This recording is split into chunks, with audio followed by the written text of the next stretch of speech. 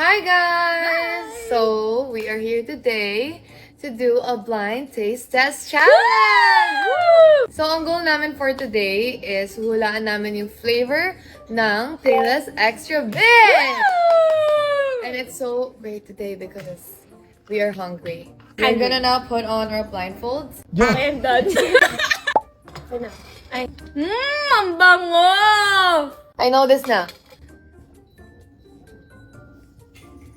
Oh,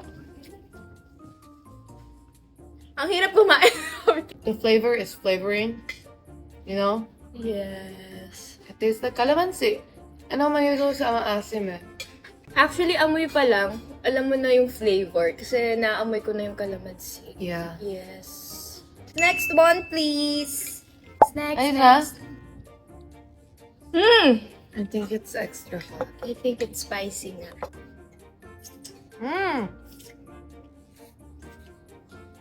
Alam, tama. Spicy na. Ang sarap kasi sobrang perfect ng pagkakaluto. Extra hot to. Kahit extra hot, hindi mo feel. Pero ito, it's sticking. Pagkaanghang niya masarap. Extra Extra hot. hot. Correct? In or out? Hindi pala to extra hot. Oo nga. Super balance ng flavor ng asim and anghang. Perfect ng anghang. Oh yeah. Grabe. Ang anghang. It's extra hot, obviously. Yes, amoy pa lang. Extra hot na. It depends kung ano yung tolerance mo sa spicy. Pero sa akin, 8 to 9. 8. Feeling ko if di ka mahilig sa spicy, parang 15 to sa'yo.